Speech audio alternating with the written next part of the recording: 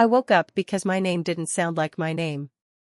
Maya, she'll sign immediately. Have you ever heard your life get rearranged in a whisper? The clock read 3:07 a.m. The house was still, but the kitchen light pooled under the bedroom door like an interrogation lamp. Victor's voice floated in low and careful, the way he speaks when he's selling something he shouldn't own. He wasn't alone on the line. I recognized Lorraine's hush by the edges, smooth, practiced, grandmotherly sugar with a hidden blade. They thought I was sleeping. They thought I always slept through what didn't touch me directly. Cute. I slipped out of bed, the floor cool under my feet, and stood just inside the hallway shadow. My heart pounded in the strange rhythm you get before a car crash you can already see. I heard the click of a pen, then Victor again, lighter, almost cheerful. Timing is everything. We make it public, we keep it clean. Notary there, packet ready. She signs, we move on. Public. Notary. Packet. My breath went thin. They weren't planning a conversation. They were planning a scene. Lorraine purred something about keeping momentum, about how Maya performs better with a clear timeline. That was her favorite lie about me, that I need someone else's schedule to be my spine. She mentioned the ballroom and the board being present. I could picture her smile. She loves an audience more than she loves outcomes. I listened for the part that would explain why. It arrived in pieces, like coat check tickets. Victor said he wanted fresh energy, that everyone will see it's amicable, that assets flow smoother if we don't complicate sentiment. He used the word sentiment the way some people say stain. I leaned into the wall and felt the house answer back through the studs. Our brownstone has a slow heartbeat. It remembers. I counted 3 beats and then another line slipped out of him, we need her signature right away, before she retreats to counsel. Ah. There it was. Not love. Not grief. Control. I didn't cry. I never cry when the knife is still in the air. I only cry later, after it hits the floor and we all pretend we didn't see it. My eyes were dry, my body alert, my mind suddenly filing. Words, times, phrases. I pressed my phone to my thigh and opened the notes app in the dark, typing without looking, 3:07 a.m. She'll sign immediately. Notary. Ballroom. Packet. Public. He laughed then, short, nervous, like he heard himself being recorded by the night. Yes, this week, he told his mother. I'll handle the optics. Talia will coordinate on-site. Talia. The assistant. The one with the white blazer and the camera-ready smile. I'd met her twice. She spoke to my face and stared at Victor's shoulder. That detail could be a coincidence. It could also be a pattern. Which one do you bet on at 3 a.m.? My first instinct was to step into the light and end it. Ask the question. Knock down the props. But there's a trick I learned after enough budget meetings: never interrupt a man who's selling you. He will eventually tell you the price. I waited. Lorraine shifted into her velvet knife tone, the one she reserves for guidance. She asked about documents, about where things are kept, about making sure titles are centralized. She said my name like a calendar event. His answer came fast, I've set it up. She won't want a scene. I almost laughed. I don't love scenes. But I don't avoid them either. He wrapped the call in nice words, appreciate you, Mom, we'll do it with dignity, she'll thank us later. Then footsteps, careful ones, came down the hall. I slipped back into bed and flattened my breathing until it sounded like midnight again. He opened the door with the theatrical hush of a man staging empathy. You awake? His voice tried to land softly. Bathroom, I murmured, turning just enough to not have to look at him. He smelled like peppermint gum and late-night bourbon, expensive and anxious. He crawled in beside me, exhaled, tapped his phone, and set it face down. The room went dark except for the blue pulse of the charger. I stared at the ceiling and listened to our house settle around us, a long wooden exhale. 3 facts kept looping: notary, packet, public. They wanted speed, pressure, compliance. They wanted a signature, not a conversation. That's the anatomy of a trap, not a marriage. A memory surfaced: 2004, a ribboned envelope in a downtown office, a premarital gift speech I half tuned out because I was stupid in love. That file wasn't here. It was somewhere safer. Maybe safer than Victor remembered. I opened my eyes to the dark and made a quiet promise to myself. I wouldn't confront him in the morning. I wouldn't give him rehearsal time. I would let him plan his little stage, his optics, his notary. And then I would pick up the mic. Would you have done the same? I set a silent alarm for 5:30, rolled onto my side, and let my heartbeat slow to something workable. They thought I would sign immediately. I decided to start writing instead: names, timelines, keywords, because if they wanted a performance, they should have invited a different woman. The house ticked once, like a metronome starting. I smiled into the pillow, small and private. Let them build the ballroom. I'll bring the script. By sunrise he was a new man, which is how you know nothing is new. Coffee arrived on a tray. My favorite mug. His hand on my shoulder a beat too long. The apology that never named a crime. He kissed my hair and called me his anchor, a word he saves for storm marketing. I watched the performance and took notes with my face. Soft smile. Thank you. You didn't have to. Inside, I was measuring timing. Love bombs have a half-life. They glow, then they burn out and leave soot. At 8:12 a.m., my phone lit up with a calendar ping from Victor's work account. Vendor review, CB. I don't work with vendors. I don't work at his company. Still, the invite landed in our shared home calendar, as if I needed to applaud logistics. 20 minutes later, logistics pre-brief, TB. My stomach made a small, private fist. Talia Brooks. Convenient initials for someone who insists she's an assistant who doesn't assist. He hovered in the doorway, bright and generous, offering croissants like a treaty. He asked about my week in the cheerful tone of a man checking a box labeled empathy. I answered with lightness and air, then stepped into my office and photographed the invites on my screen. 2 shots, different angles, in case metadata ever matters.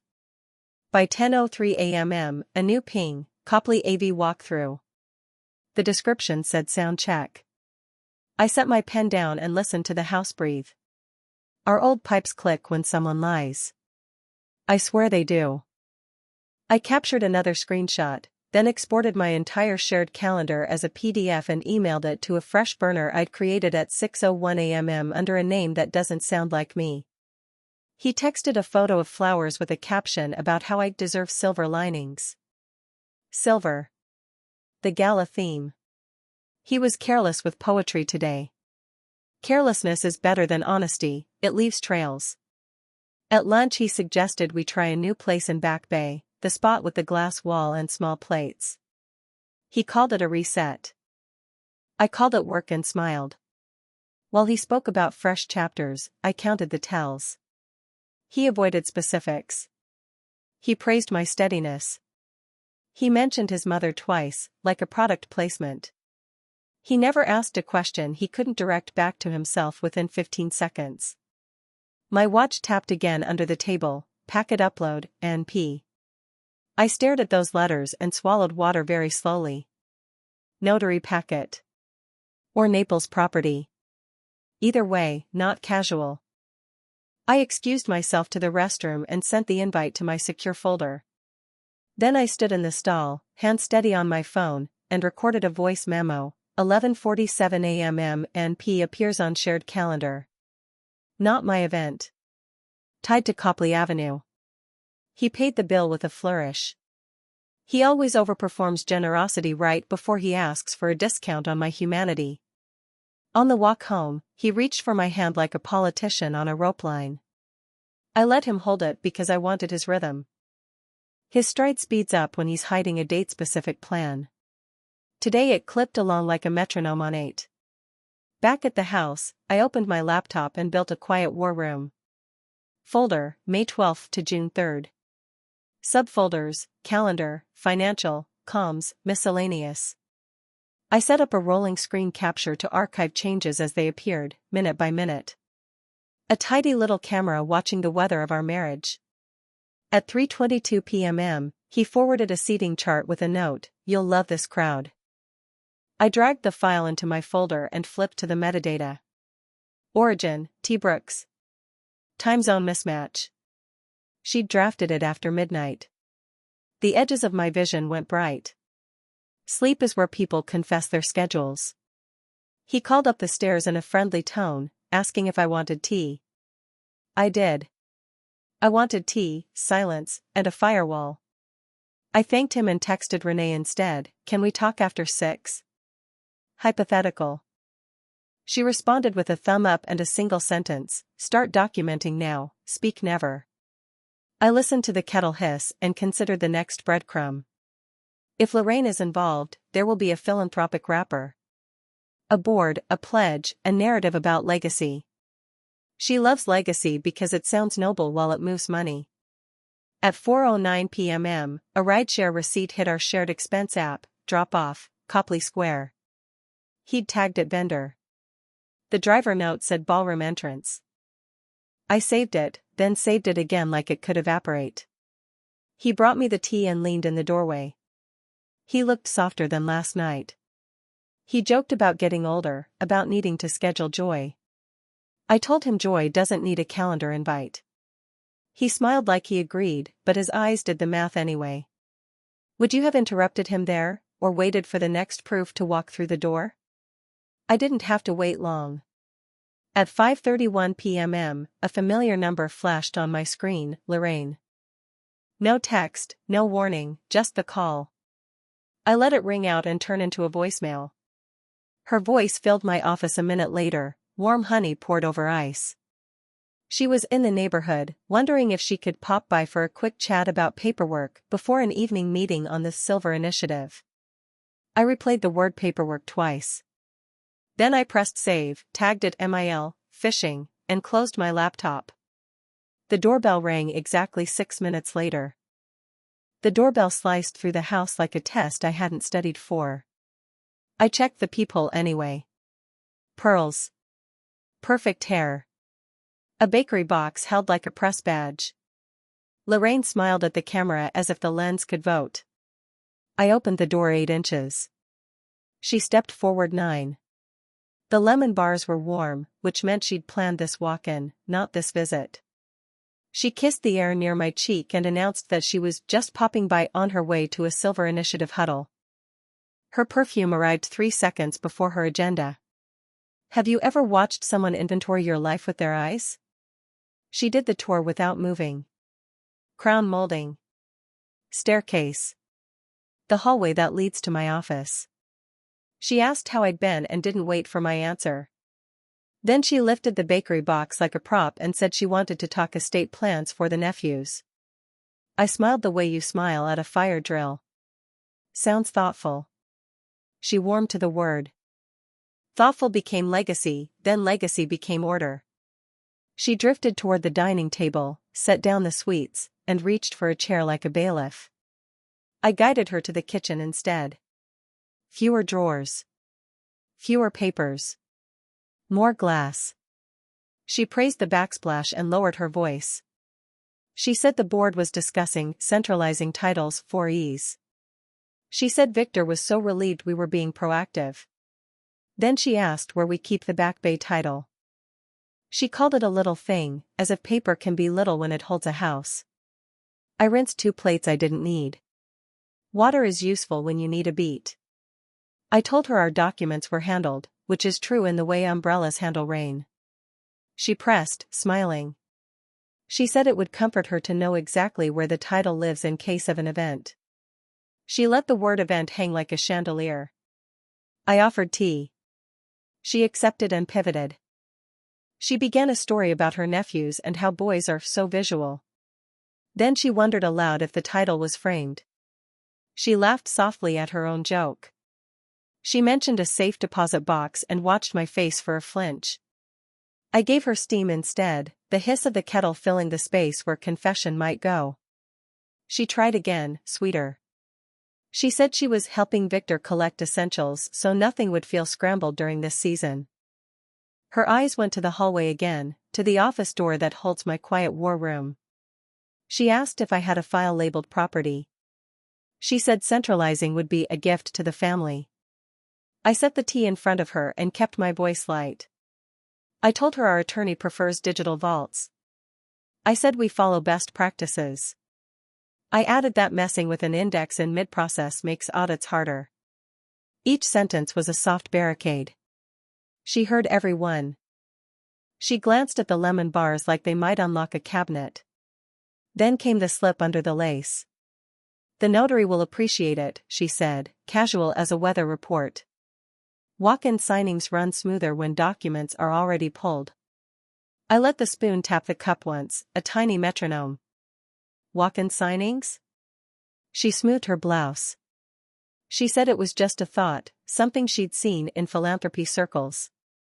She reached for her phone and put it face down. The gesture told me more than the words did. I shifted the spotlight back. I asked about the Silver Initiative, how the board was structuring pledges. She brightened like I'd asked about her childhood.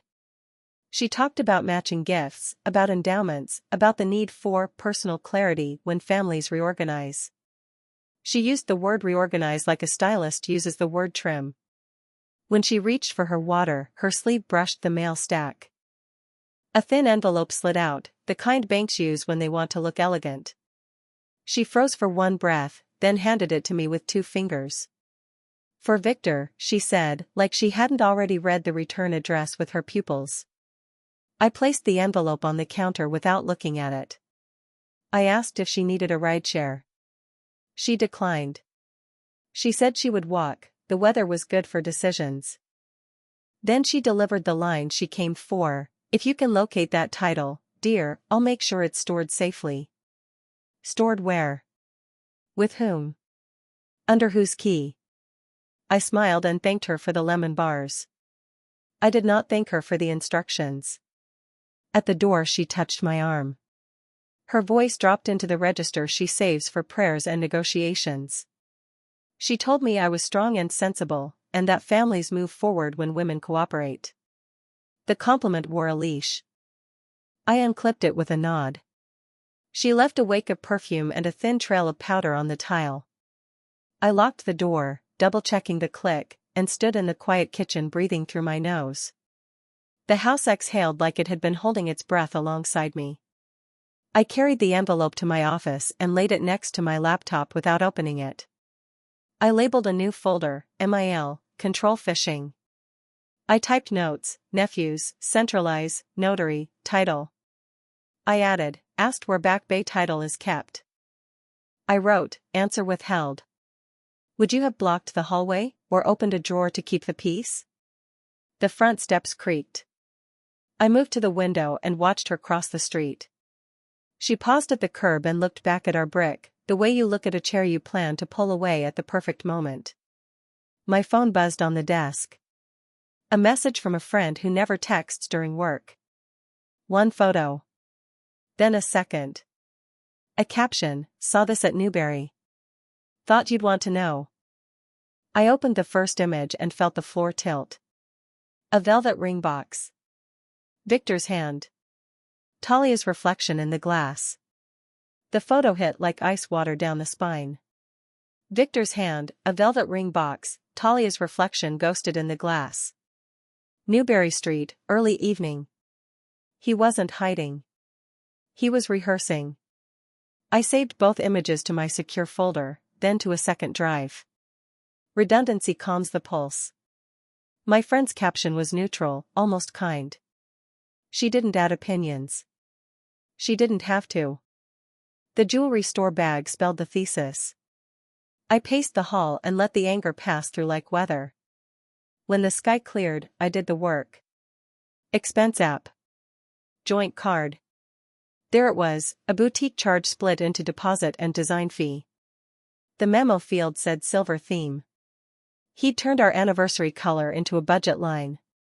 At dinner he was radiant. He told a long story about owning our narrative, which is how liars name control. His voice had that smooth brightness people buy when they've prepaid a future. I chewed slowly and counted breaths. He asked about my day twice, like empathy was a push notification. He poured wine and stayed downstairs. I went up and prepared the room the way I like it: cool air, dark curtains, a book closed on the nightstand like a prop no one ever opens. At 11:18 p.m. I heard the shower. At 11:31, the water stopped. He patted in, damp and pleased, and fell asleep faster than answers do. Face ID was his favorite shortcut. It became mine. I angled the phone toward his relaxed face, felt the soft haptic click, and exhaled. The screen opened like a stage curtain. I whispered to myself, document, don't editorialize. Messages first. A thread pinned to the top, Talia. The chat read like a production schedule. Run of show. Copley mic placement. Photographer brief. She asked if I would handle this with grace. He replied that I hate scenes, which is not wrong, but not the point. She sent a mock caption for the board's newsletter. It used the word amicable twice. I scrolled. She'd added a checklist titled Transition Moments. Signature. Announce fresh chapter. Hand off keys. The word keys carried extra weight. A follow-up note referenced a locksmith Saturday morning. I saved the thread as a PDF and mailed it to the burner. Another pinned chat wore a name I didn't recognize. The profile photo was a city skyline and an expensive watch. The messages were efficient, almost bored. He was the fixer. He listed deliverables like he was installing a kitchen. Notary on standby. Packet printed. Walk-in signing. No counsel present. He recommended a pressure window between toast and signature. He wrote, she won't risk a scene. I read that line twice. Then I read the next one. If title location unknown, pivot to storage first. Movers booked for Sunday. Unit reserved at Copley Storage, code texted day of. Storage. Movers. Code. I copied, exported, and sent the receipts to my vault. 6 screenshots per exchange, 2-second pauses between, because speed can scramble timestamps. Care matters when you're building a spine from paper. Lorraine's thread waited below like a hymn. She used full sentences and prayer hands. Proud of you for taking leadership. Legacy loves clarity. If Maya resists, remember timelines relieve anxiety. She asked again about title centralization. He told her I was calmer with dates. He promised the notary would keep pace. I checked the calendar he'd linked inside the chat. Silver Gala, final. Attachments glowed, seating chart, AV walkthrough, a draft of his remarks. The draft made my stomach go cold. He planned to thank me from the stage 4 years of partnership and announce mutual transitions as if we'd rehearsed a soft landing together. He wrote that I was ready for a smaller footprint and eager to spend more time traveling. It would have been funny if it wasn't theft. I flipped to email. Search, Copley. Deposits, vendor confirmations, an AV invoice labeled confidence. Search, Naples. A flight hold I hadn't booked. A condo management email forwarded from an old chain. Search, Zurich. A probate message flagged resolved. He had the flags. He didn't have the map. Then the small, stupid detail that always tells the truth. A draft email to Talia with a subject line, ring logistics, keep low. The body said, joint funds are fine, it's temporary. Short-term bridge clears payday. He wasn't just careless. He was leveraged. I set my jaw and kept going. Photos app. A screenshot of my shared calendar exported at 6:04 a.m., right after my burner setup. He was watching me watch him. Good. It meant the dance had tempo. I opened notes and found a checklist titled Post Announcement. It said, Maya signs. Keys. Notary. Storage. PR line. He had written my name like a task. I stared at the word until it lost shape. Would you have woken him up, or kept scrolling until the floor was fully mapped? I kept going. Wallet app. A line of transactions that linked flowers, AV deposit, tux tailoring, and a consulting retainer to a company with a generic name. The consulting firm's website was one page and a contact form. I screenshotted the About section anyway. People who operate in shadows still cast shapes. In files, a folder labeled ballroom. Inside, an image called stageplan_V3. The layout showed 2 standing mics, one for a host, one for guest moment. The note beside the second mic read, Maya statement, ensure proximity to notary. They weren't asking for my voice. They were trapping it. Down the hall, he snored once and shifted. I froze and waited for the house to breathe again. The radiator clicked like it approved my restraint. I opened our bank app, captured the current balances, then saved the last 90 days as CSV. I wasn't here to argue tonight. I was here to verify. The math would matter later when a judge wanted nouns, not adjectives. At 12:47 a.m., a new message slid into the fixer thread. He confirmed the notary's availability and added a single line, packet delivered to Lorraine at 2 p.m. tomorrow. My throat tightened. So she would hold the papers before I even saw the stage. I locked the phone and set it back exactly where I found it. My hand shook once and then stilled. I stood at the window and watched Back Bay glow like a showroom floor. Somewhere in that light, a ballroom waited for me to play along. I texted Renee from my burner with 3 attachments and 1 sentence, I have proof of scheme, notary, and attempted coercion. Her reply came fast despite the hour. Good. Sleep. We start in the morning. I didn't sleep. I lay very still and let the house speak. Pipes settled. Wood cooled. My heart slowed into the kind of beat you can stack plans on. Tomorrow I would stop being part of the run of show. Tomorrow I would write the script. Morning came with the kind of clarity only fear can buy. I walked to Renee's office with a folder under my arm and a storm zipped inside it. Her door closed with a soft click, and the room felt like a pressure chamber built for truth. She didn't waste time. She scanned my screenshots, my notes, the calendar exports, the fixer thread. Her mouth didn't move much, but her eyes did the math. She slid a legal pad toward me and drew a line down the center. On the left she wrote proof. On the right she wrote protection. Her voice stayed level, the way surgeons talk when the bleeding is under control. She said, "You're fine. We'll keep you fine." I breathed. Then she gave me the playbook. First, she said, keep documenting. Screenshots are good. Exports are better. Forward every file to a vault you control. She tapped my burner address and nodded. Second, only lawful recordings. Voicemails are fine. Public spaces are fine. If you record a call, you start with, I'm recording for my notes. If they hang up, they hang up. She let that settle. Third, no confrontations.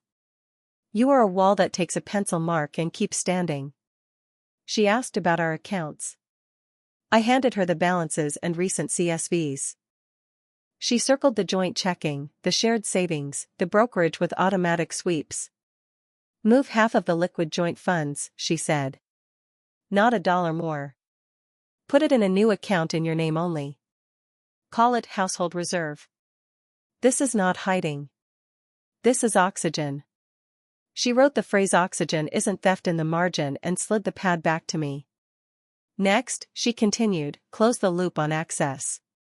New phone passcode. New email password. New 2FA to an authenticator app he doesn't know exists. Turn off location sharing.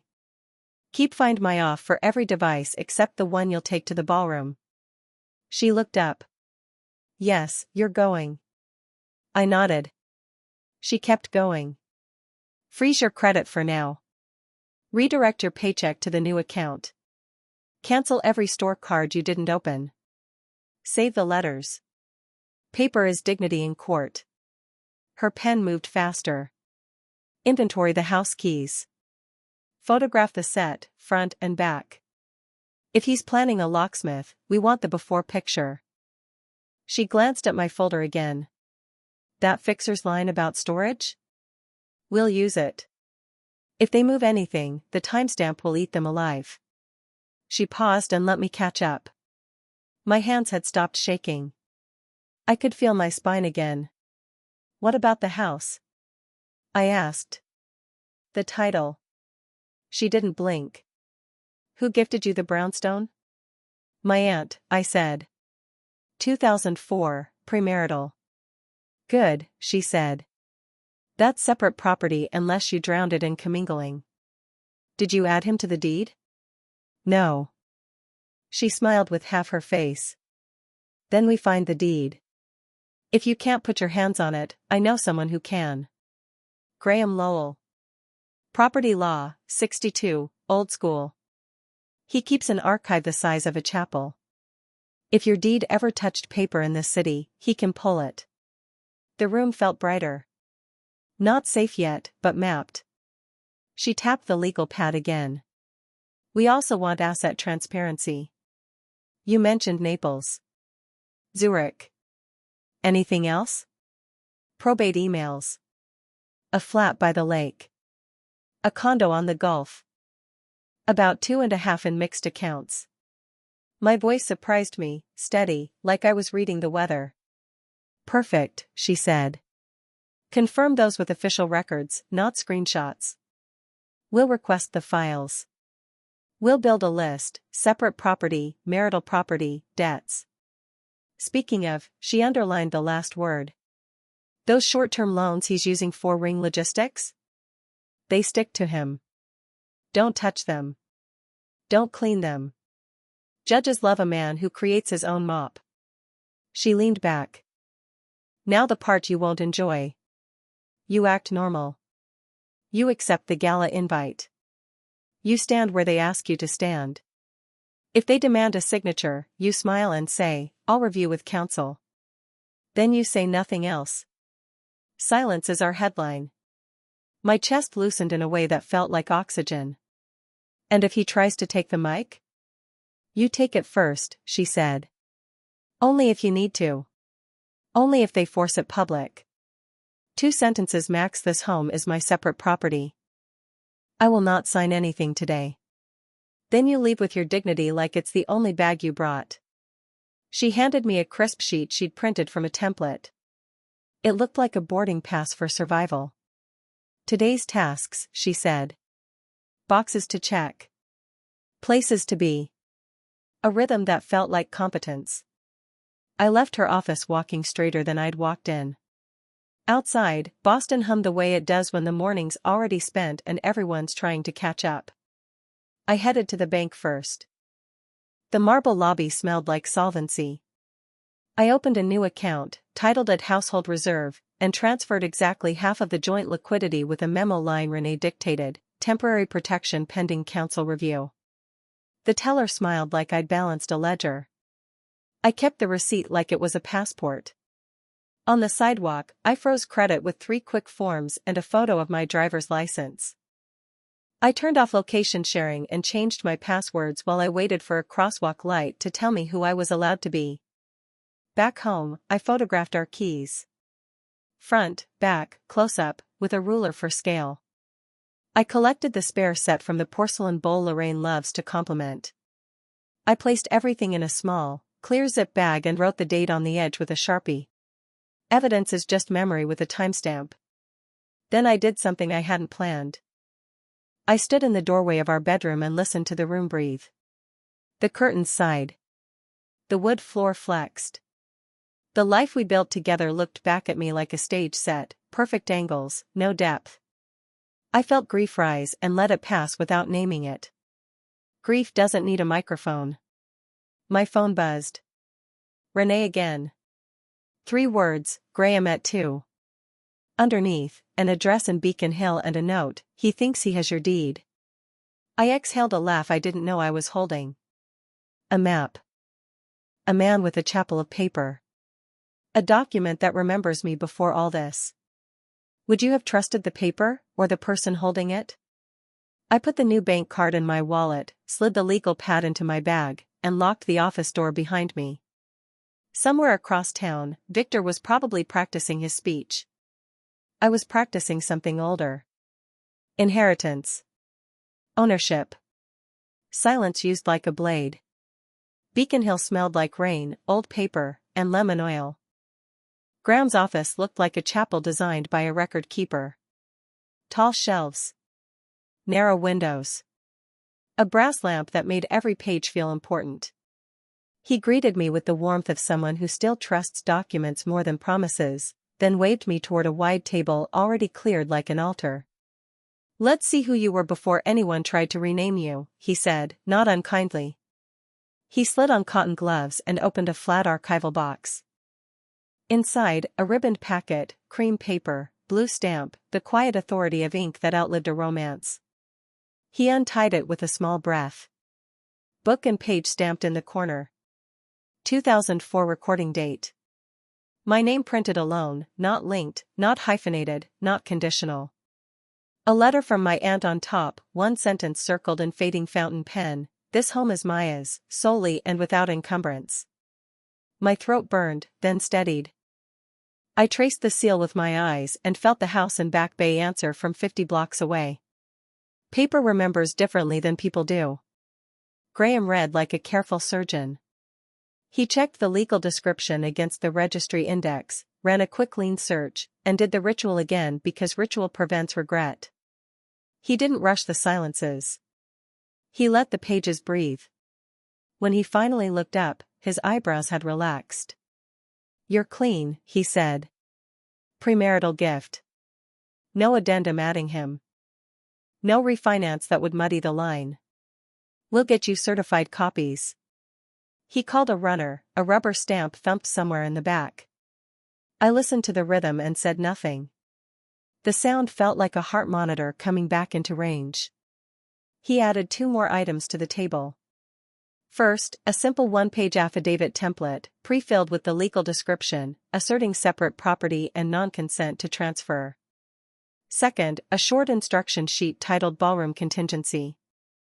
It outlined what to hand a notary who forgets her ethics when a microphone turns predatory. Graham had written it himself. His penmanship looked like firm weather. "Carry this with the deed," he said, tapping the affidavit. "If anyone tries to stage you into a signature, you hand them paper and walk." A small laugh escaped me before I could stop it.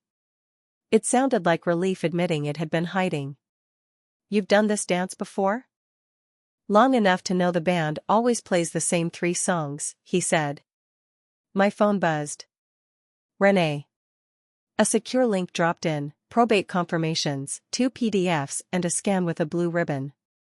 The first was Zurich, an extract from the land register, translated and stamped, naming me as heir to a Lakeview flat my aunt had kept quiet out of habit, not malice. The second was Naples, condo title vesting in a trust that rolled to me last year, fees current, no liens. The scan summarized the financial assets, brokerage, CDs, a Swiss account winding down. Total liquid value estimated at $2.55 million, give or take market breath. Numbers aren't love, but they are shelter. I let the reality land in my bones without apology. Separate property. Confirmed. Liquidity. Documented.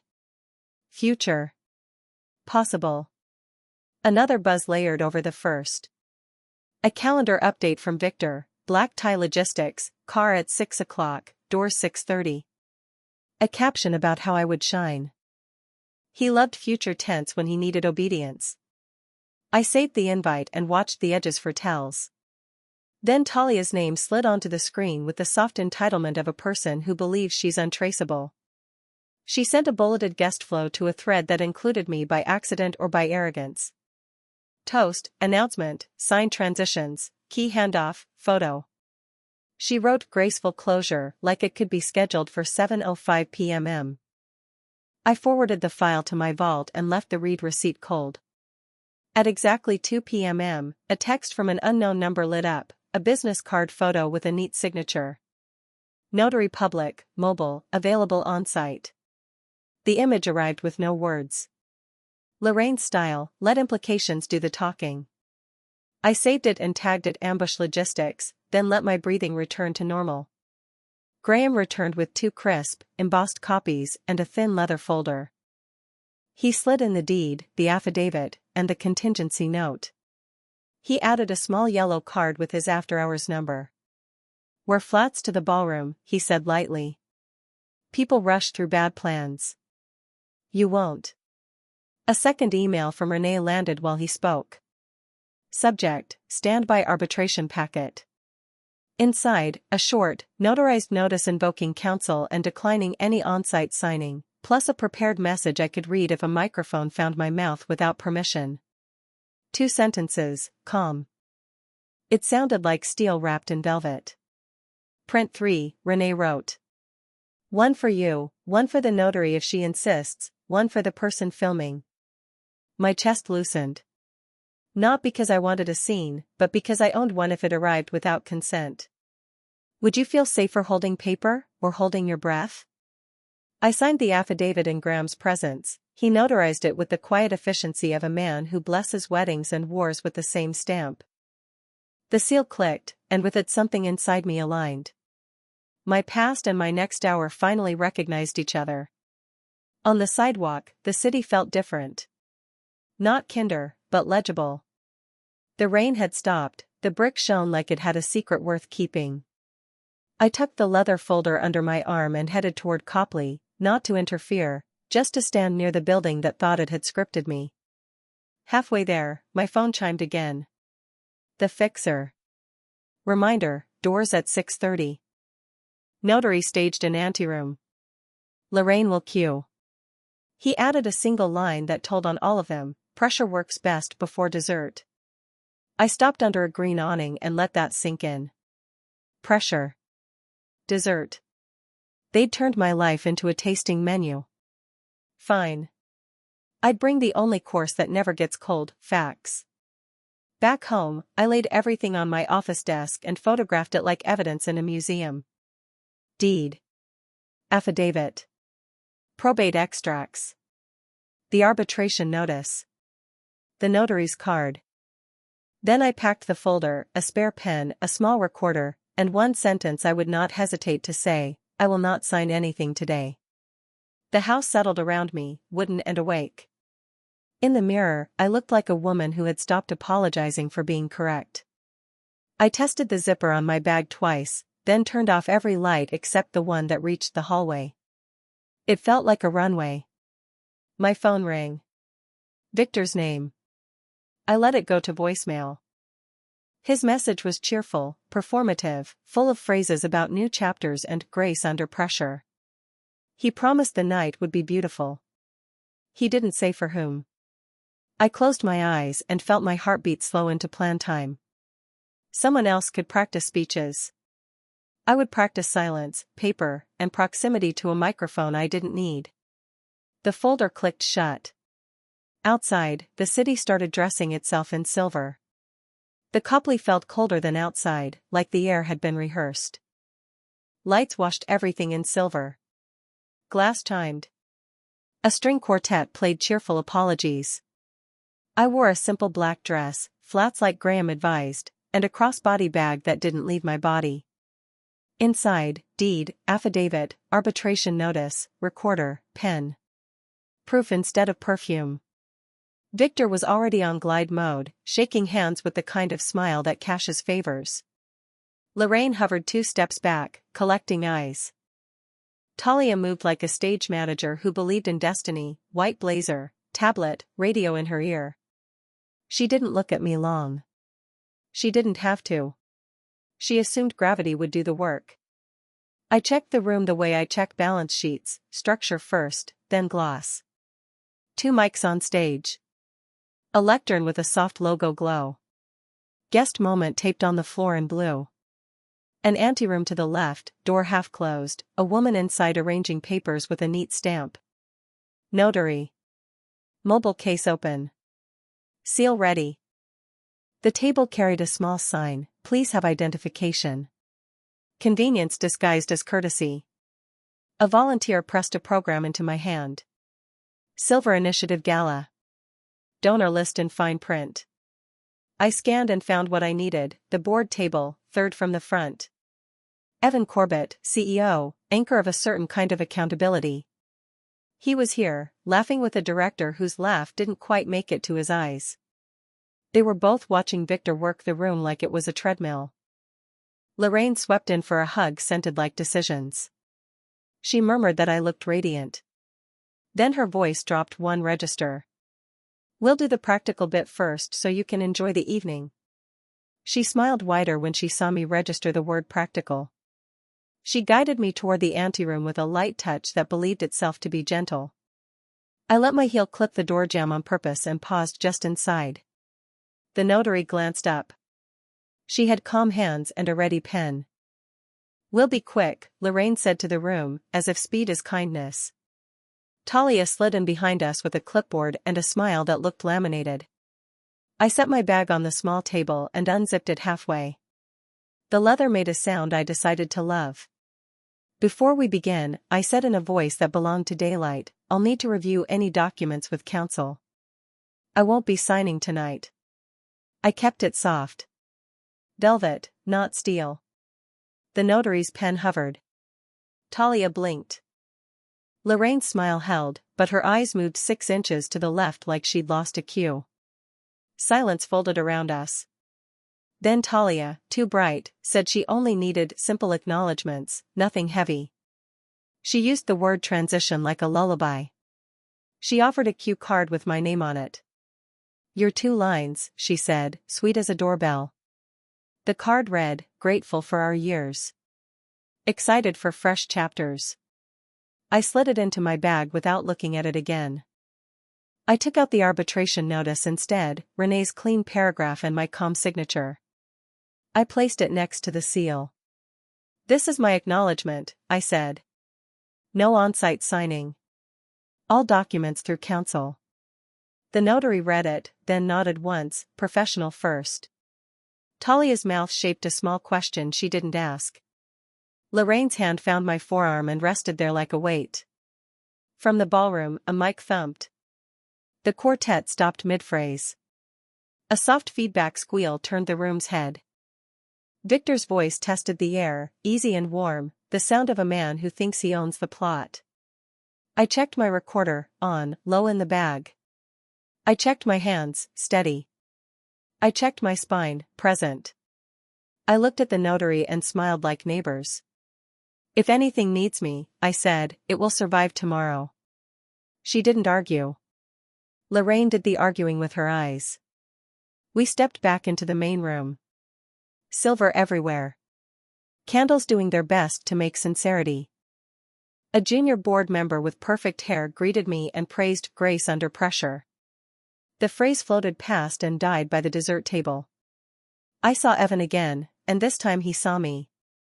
His face didn't do much, just enough, a tiny lift of the eyebrow that said he knew more than the program did. Victor intercepted.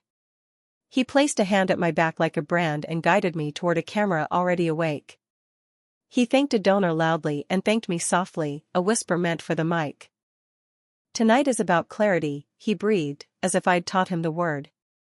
He smelled like cologne and borrowed time. He floated back to the stage steps. Talia adjusted the lectern height. Lorraine adjusted her pro clasp. I adjusted my breathing. A server offered champagne, and I accepted, because a glass in your hand can buy you a second you'll need later. At our table, a small card announced guest remarks. Under it, a line, "Maya Alvarez, 2 lines." I felt the laugh arrive and leave without using my mouth. 2 lines. That's all some people think a woman needs. Would you have run for the door, or walked to the edge and measured the drop? The lights dimmed another shade. The host began his warm, harmless patter. Victor stood off stage with the look of a man who has never met a consequence that couldn't be talked into a corner. He checked his watch. He looked toward the anteroom. Talia put a hand to her earpiece and nodded like an air traffic controller clearing a landing. I reached into my bag and touched the deed. Paper has a pulse if you hold it long enough. My fingers found the affidavit and the 2 sentences Renee wrote for me. They didn't tremble. The house inside me that remembered 2004 stood up straighter. The host called Victor's name. Applause rose on cue. He climbed the stairs with a practiced humility that asked for a standing ovation later. He thanked donors. He thanked legacy. He thanked his mother. He thanked me for steady partnership. He loved adjectives when nouns got in the way. Then he pivoted.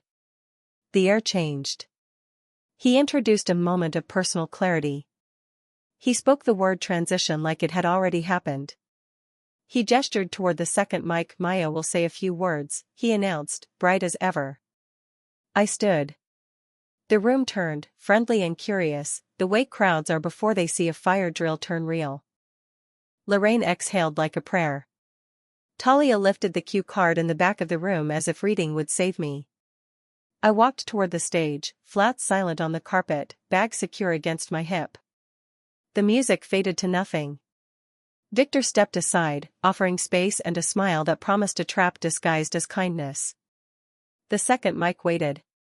So did my voice. The mic felt cool, like a coin pulled from winter. I didn't clear my throat. I didn't smile. I let the room lean forward and then gave it exactly what I brought. This home is my separate property. I will not sign anything today. No flourish. No apology. 2 sentences that fit in my palm like a key I hadn't lost. I held up the embossed copy, deed, book and page visible under the lights, then slid a second copy to the stagehand as if I'd rehearsed with him. The paper flashed and settled. The room inhaled. I could feel Victor smiling beside me, teeth bright, eyes searching for a cue that didn't exist. Lorraine's pearls didn't move, but her shoulders did. Talia lifted the cue card higher, as if ink could overwrite law. Somewhere near the front, a camera beeped. Proof was already multiplying. I kept my voice even, the way you talk when the truth can walk without help. Any property questions will go through counsel. I placed Renee's arbitration notice on the lectern, clean and legible. The host glanced at it and blinked like a man reading whether he didn't plan to attend. The notary stood in the anteroom doorway, seal case open, posture careful. She read the top line of the notice and nodded before she remembered not to. The nod traveled like an electrical charge, small heads turning, whispers hopping table to table. Silver centerpieces chimed when hands bumped crystal. I didn't name numbers. I named facts. I said probate confirmations existed for a Zurich flat and a Naples condo, both inherited, both separate, both documented. I said all accounts would be reconciled with counsel, not with a microphone. I said there would be no transitions enacted in a ballroom between toast and dessert. My tone stayed soft enough to hear. Victor shifted closer, the way a storm shifts over a harbor and pretends it's the moon. He touched the other mic and waited for applause that didn't come. Lorraine tried to laugh, a bright bell, but it cracked halfway out and died at the second row. Evan Corbett watched me like a person who reads footnotes for sport. He didn't fix his tie. He didn't check his phone.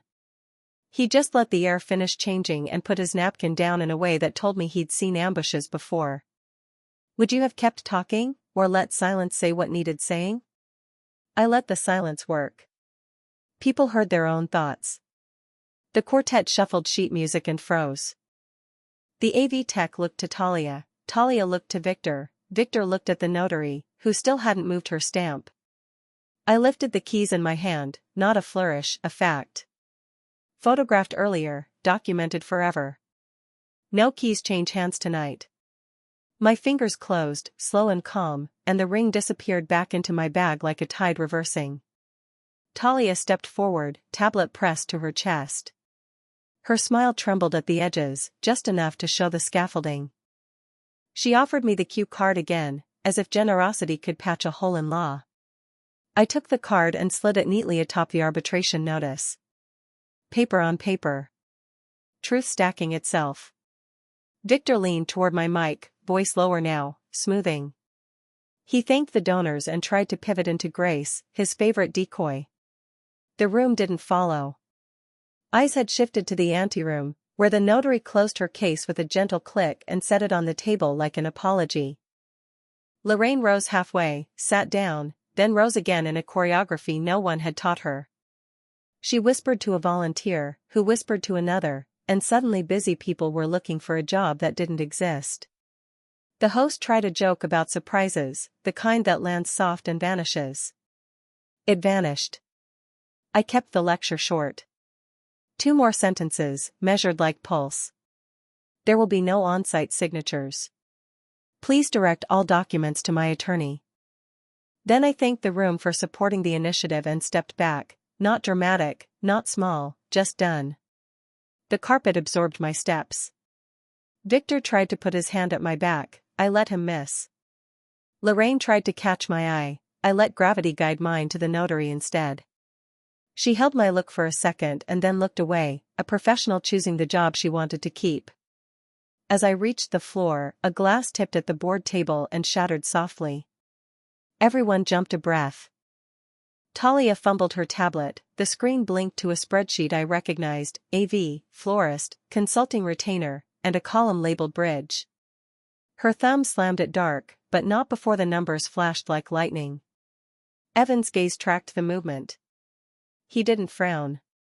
He just stood. The host reclaimed the mic with the careful voice of a person walking through glass. He announced a short break so we can reset the moment. The quartet resumed a safe melody, the musical equivalent of a hallway. Conversations went low and fast. The donors behaved like polite weather. Victor approached me with a smile that couldn't find its landing. He said he wanted to align. I heard the word later and kept my face empty now. Lorraine drifted closer, her perfume riding ahead like a flag. She spoke about dignity. I answered with oxygen. I reminded both of them that council existed and that tonight was about philanthropy, not paperwork. Talia hovered at 6 feet, her white blazer suddenly less bright under the light. Her mouth opened and closed twice. She asked if I'd consider the optics. The irony landed quietly and stayed. Behind her, the notary handed a card to a staffer and pointed at the arbitration notice. The staffer nodded. Procedure had found its outline again. Evan reached us without haste, the way a correction reaches a balance sheet. He greeted Victor first, polite and arid. Then he turned to me, not smiling, not frowning, just present. He said we should make sure everything is handled appropriately. The word appropriately did more work than most speeches. Victor's jaw tightened. A tiny vein near his temple performed its own solo. He began a sentence about agreements in principle. Evan waited for the period that never came. The string quartet missed a note and recovered. I excused myself with a nod and stepped toward the anteroom. In the doorway, the notary lifted her case. Tomorrow, she said softly, not a quote so much as a boundary. I returned the nod and slipped the deed back into its leather sleeve. Leather clicked. Air moved. On my way past the stage, I caught Talia's reflection in a silver pillar. Her face had the color of paper pressed too hard by a stamp. She was whispering quickly to someone off comms, and her hands moved in small circles like she was trying to erase numbers she couldn't unspend. Behind me, Victor restarted the program with a brightness that sounded like static. He thanked the band. He thanked the sponsors. He thanked the idea of resilience. It was a pretty word doing ugly work. I took my seat and sipped water. Cold. Clean. The room reassembled itself like a painting you can't unsee. Evan spoke quietly to a board member. The board member pulled out a phone. Lorraine clasped her pearls like a rosary. Prayer requires faith, not logistics. The donors watched the stage and the door at the same time, unsure where the story would walk next. I already knew. The story had left the mic and entered the ledger. And ledgers, when they wake up, never sleep. The quartet reached the end of a song and paused. The applause was soft, like snow. Then someone near the back asked a question too loudly, and the quiet broke open. Talia turned toward me, eyes bright with the panic of someone holding receipts in a storm. Panic loosened her smile before it loosened her tongue. Talia stepped toward me with the tablet hugged tight, whispering fast in a room that had forgotten how to be loud. She said it wasn't personal. She said it was optics. She said everyone agreed. People say everyone when they need a crowd to carry their guilt. I didn't argue. I asked one question that fits anywhere. Which account paid the deposit? She blinked, then turned the tablet like a lifeguard showing a tide chart. Columns and totals. Vendor names I'd already archived at midnight. She pointed, eager to look useful. Joint checking for the ring deposit, $12,400. An AV rush fee, $4,800. A consulting retainer, $6,300 to a one-page company.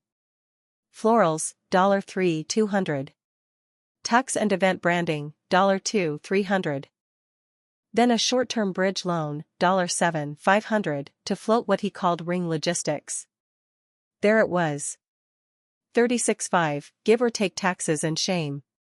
She added a sentence she should have kept. Victor told her joint funds were fine, that the bridge clears payday. Her voice softened on clears like it could absolve arithmetic.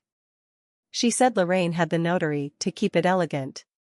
She said it like elegance was a legal defense. Would you have scolded her, or let the confession finish building your case? I let her keep talking. She tried to spread the blame like butter. He said you hate scenes, she murmured, almost pleading.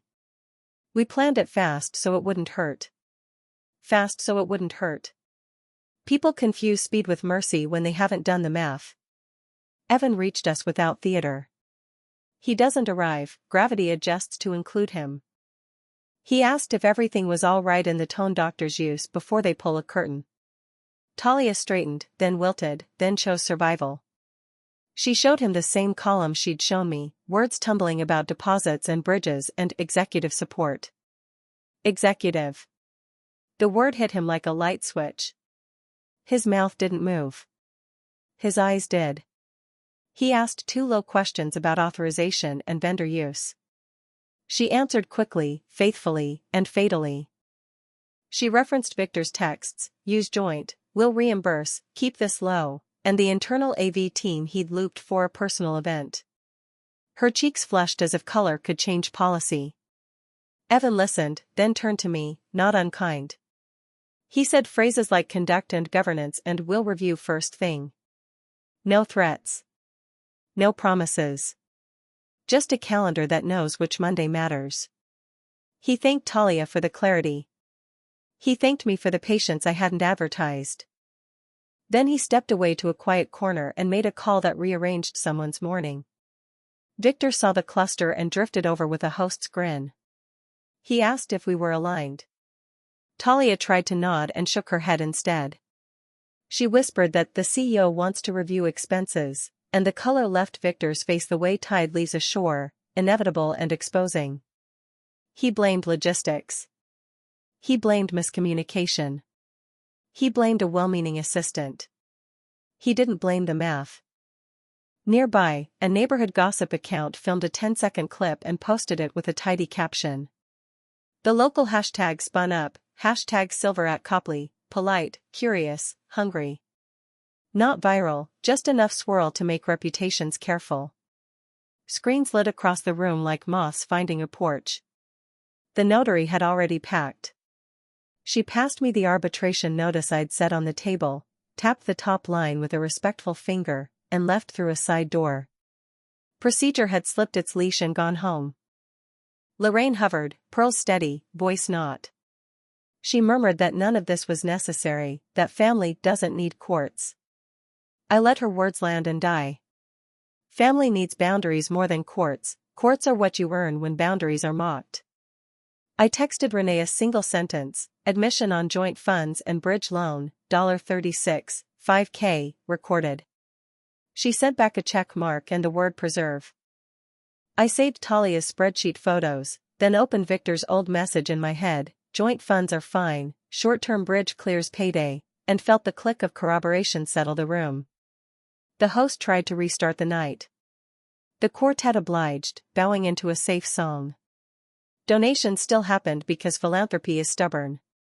But the tables had that shifted look, the one where people start doing math with their eyes and remembering where they put their ethics.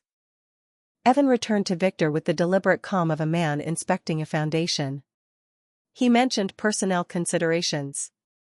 He mentioned use of subordinates for personal matters. He mentioned an internal review, and scheduled words can bruise harder than shouted ones. Victor nodded in the cadence of compliance and failed to blink for 5 long seconds. Talia pulled me aside, softer now. She said she hadn't known about the deed. She said she thought I would sign and smile and be done by dessert. I told her dessert is where people regret their appetizers. She laughed once, a sound like a string snapping, and then did something almost brave. She emailed Evan the thread where Victor authorized every spend, copied legal, and stood up straighter after she hit send. Would you have forgiven her, or simply thanked the universe for her timing? I didn't forgive or condemn. I documented. I added timestamps. I photographed the tablet lock screen to memorialize the timing. I saved the neighborhood clip because narratives travel faster than filings. Then I sat for the first time in an hour and let my shoulders drop 1 inch. Lorraine tried one last pivot, a sugar-coated directive about cooling off. I answered with the 2 lines that had become a spine. Separate property. No signatures tonight. She swallowed the words like medicine and excused herself to check on the board. Control hates daylight. As the evening thinned, Evan offered me a measured nod. Not solidarity. Recognition. The kind you give someone who arrived prepared for their own life. He told Victor they'd talk Monday at 9. He didn't add where. Victor heard the chair scraping under his title anyway. I left before dessert. Back Bay felt honest in the cold, brick air, the thrum of a city that doesn't care about your narrative. On the sidewalk I breathed for the first time without counting. I had the deed. I had the affidavit. I had his own numbers exposing his own plan. Tomorrow would be about filings, not hashtags. Judges prefer nouns to noise. I pressed the folder under my arm and walked home, quiet as a verdict that hasn't been read yet. Courthouses smell like lemon cleaner and old arguments. Renee sat beside me, calm as a metronome, while the clerk called our names. The judge read my affidavit first, then the deed with book and page, and finally the short arbitration notice that had ruined a perfectly good dessert course. He asked a few plain questions. Premarital gift? Yes. Any refinance adding Victor? No. Commingling that blurred ownership? None. He read the fixer's messages about a pressure window between toast and signature and let his face do exactly nothing. Then he placed the deed flat on the bench like a compass and delivered the only directions that mattered. The brownstone was confirmed as my separate property. No transfers, no encumbrances, no performative key handoff on stages. Victor's short-term loans belonged to Victor. The joint card gala spend would be reimbursed to the joint account, line by line, before anyone argued about lamps. Remaining marital property, furniture, a car, a few accounts, would be split cleanly with a calculator, not a microphone. He added one more sentence that felt like a door closing softly. There would be no contact about property outside counsel, and any surprise signings would draw sanctions. The gavel tapped once. Papers shifted. Lives reset on new headings. In the hallway, Victor tried for charm and landed on weather. He spoke about misunderstandings and optics, a man rearranging adjectives after nouns refused to move. I didn't answer. Silence is a verdict too. Lorraine watched from a bench, pearl steady, posture not. She stepped forward, then chose the exit. Even gravity knows when it's been misused. Monday at 9 came exactly on schedule. Evan called first, clipped and professional, asking 2 clarifying questions about the shared calendar and the AV invoice. By noon, Victor was on leave pending review, an email phrase that lives 3 inches from consequences. By Friday, a brief company statement said misuse of resources and departure by mutual agreement. Corporate euphemisms have their own poetry, this one rhymed with accountability. Talia cooperated, preserved receipts, and took a contract somewhere that doesn't call itself destiny. She sent me a short apology. I let it land and kept walking. We changed the locks on the brownstone, not dramatic, just documented. A locksmith tapped and turned, handed me 2 sets, and watched me photograph them against a ruler like a proud archivist. I stood alone in the front room and listened to the house exhale. Wood knows when ownership stops being a performance and returns to being a promise. The neighborhood hashtag quieted. Donations posted. The quartet probably forgot the off note by Tuesday. People think scandal echoes forever. It doesn't. It converts into spreadsheets, transfers, and a new key ring that doesn't shake in your hand. 2 weeks later, I flew south. Naples greeted me with air that tasted like lime and salt. The condo surprised me by feeling familiar, as if my aunt had left windows open on purpose. I slept with the sliders cracked and woke to gulls arguing about nothing. Mornings began with black coffee and a blank page. I named my little company Lacuna Press because every family story has a missing space where the truth should live. We translate small books that deserve a second life. Ink dries differently when you know the paper is yours. Summer found me on the lake in Zurich, a blue so clean it made me laugh. I worked on the balcony with a fan humming and a stack of manuscripts that smelled like glue and possibility. I walked the hill at night and practiced saying enough in 2 languages. I stored the deed in a Swiss safe routine, scanned, encrypted, printed, sealed. You honor paper by making sure it can outlive you. Boston waited for spring and fall. I came back to the brownstone like a person visiting a friend who survived surgery. I planted herbs in the window box. I repainted the back room and made it my translation studio, 2 desks, a quiet printer, a corkboard with 1 sentence pinned at eye level: don't let anyone turn your life into a scene. Lorraine kept her distance. The philanthropy board announced she'd be stepping back for personal reasons, another polite poem with a sharp rhyme. She sent a birthday card that mentioned time healing. Time doesn't heal, it organizes. It puts the right pages together and leaves the wrong ones in a drawer you stop opening. Renee came by once with cannoli and a grin shaped like relief. We didn't talk strategy. We talked books. She asked what I'd publish first. I told her about a slim memoir from a widower in Dorchester who wrote like rain on aluminum. She said grief needs translators as much as literature does. We ate powdered sugar on the stoop and let the city move around us. Victor texted twice. The first message said he hoped we could be civil. The second asked for the coffee grinder he swore improved his mornings. I sent the grinder. Civility is easier when your boundaries are laminated. Later, I heard he was consulting somewhere with fewer microphones. Everyone eventually learns the cost of borrowed applause. One night in Naples, a storm came fast, the kind that scrubs a sky clean.